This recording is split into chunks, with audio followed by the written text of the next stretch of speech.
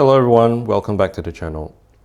Some time back I featured this Montblanc 149 and how I did a little bit of nib tuning and managed to get it to write properly with these set of micro mesh sticks. Let's take a look at how it's doing now. So I'm just gonna do a very quick writing sample with this pen.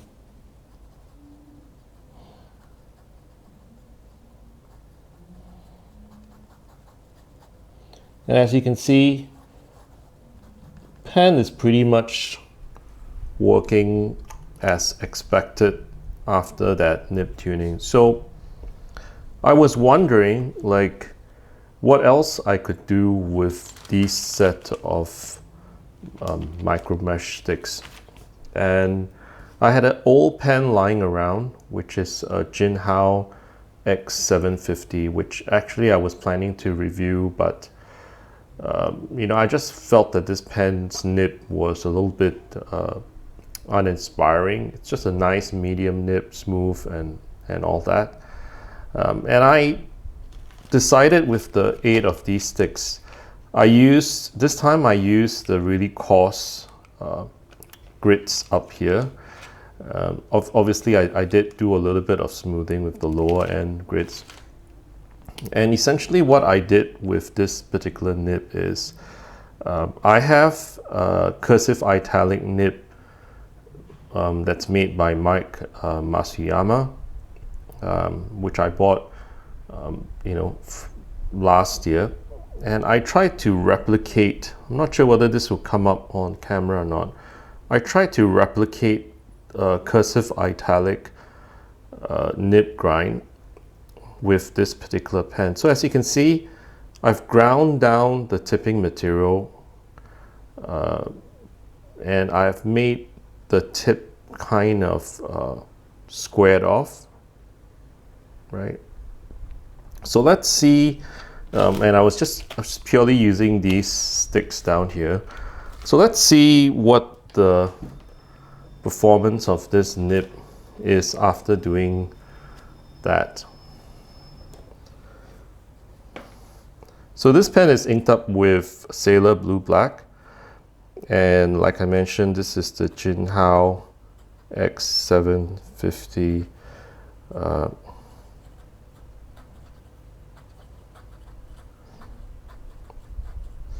and as you can tell, I'm not sure whether you can tell, but with that,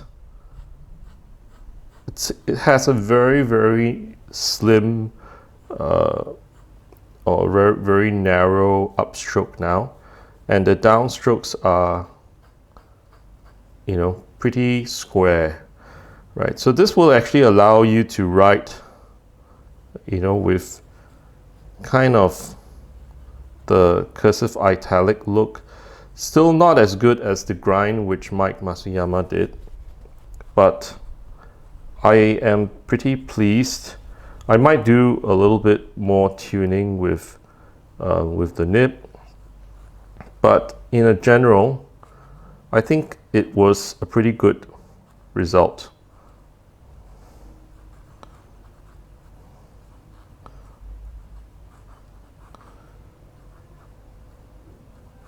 So as you can see, there is that little bit of italic look to it. I've deliberately kept the grind. I mean, when I did the grind, I actually made if I can get the camera to focus, the corners pretty sharp.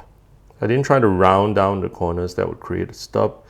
So I kept them sharp, so there is actually some feedback from the nib. If you might be able to pick it up, I'm not sure on the camera. So if you have a pen lying around which maybe it's performing well, but it's kind of uninspiring, it doesn't really inspire you to actually use it, you might want to give a little bit of nib tuning a go. So similar to what I did with this X750, I was in the mood to kind of continue on my pen fixing mode. So if you remember, I had featured a Pilot Custom Heritage 912 video some time back, whereby this particular pen, because of, it's a well-known thing, because it has a Falcon nib, FA nib, you know, the feed, a lot of people say it doesn't really keep up with the writing. So I've done a couple of things. First of all, I tested this pen off with many different grades of paper, and I found that it worked worse with very smooth papers. Like for example, this Clairefontaine 90 GSM paper. I found that because it was so smooth, the nib of this pen couldn't really catch well with the paper. So that was the first thing I tried. I didn't have any problems with other paper. For example, this Hurlitz one wasn't so bad. However, it did still skip. I mean, give you an example of some writing I just did earlier on. You notice that when I tried to flex the pen like this, there was definitely skipping happening. So what I did was I changed the ink that I was using. In that particular writing sample just now, I was using I was using Pilot Iroshizuku Yamabudo, and I've switched to this one, which is actually using Pelikan 4001, and this is royal blue. And some people actually say that using a drier ink, and I think Pelikan 4001 is known to be a slightly drier ink, might actually help with ink flow as well. The third thing I did was I actually made sure that whenever I use this particular pen, that I topped up the converter all the way to the very top. Right, so I mean, those of you who've actually used any form of converter, for example, this, I'm just bringing out a Con 40, but it's the same thing for the Con 70, where you have this area of the converter down here, and sometimes if there is an air bubble down here, it might cause the problem for the feed, you know, not being able to kind of pull up the ink properly. Right, so that's the thing. The other thing I did with this pen, I always made sure that when I fill it up with a converter, I made sure to fill it up fully with ink, right? And as it drew down, I guess, you know, inevitably there will be a bubble forming, but it seemed to help as well with the feed problem. And the last thing which I did, which is the most drastic thing, and since this video is talking about pen modification, is I actually took, and I'm going to overlay on the screen right now, I actually took out the stock feed for the Pilot, for this Pilot number 10 nib. And actually, if you take a look at the photo, there is a very thin slit in the middle of the feed, and I felt that that feed, that slit was too small to actually deliver enough ink to the nib.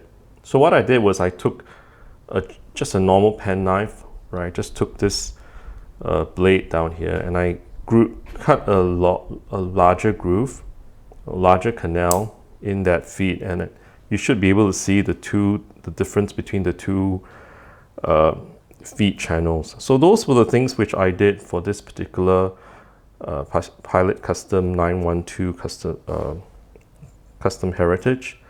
And after doing all this, and the problems I face were mostly, well, writing fast. So I mean, if you look at my writing now, not the best writing, but fast writing, the feed seems to be able to keep up.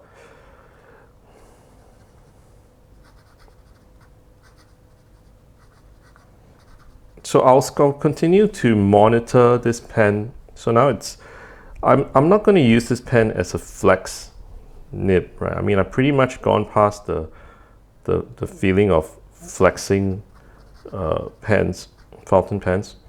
So I'm just going to make sure and monitor whether or not this pen can write normally while non-flexed, and that to me is a result which I'll happily live with, right? And right now it seems to be behaving itself, so I'll just come monitor and update you guys in the description of the video if anything changes. So if you have a pen which maybe you have lying in a drawer and you don't really use it because of some reason, and in this case it's a fairly affordable pen, right? Give it a go to do a little bit of nib modification to perhaps to a grind which you prefer more, right? And you might be happy with the results. And of course, all this comes with a disclaimer. I know that the Custom Heritage 912 isn't exactly a very affordable pen. If you don't feel comfortable making that type of modification, don't do it. There are other options like going to buy ebonite feed with the 2 or 3 slits from the from third-party sources. I didn't go through that route because it's fairly pricey to kind of ship those custom feeds to Singapore. But if you're willing to make that modification and you don't mind, you don't really mind doing that, what I showed, just give it a go, and you might be happy with the results. So again, thanks for watching today. I hope you found the video useful, and I will see you in the next video. Bye bye.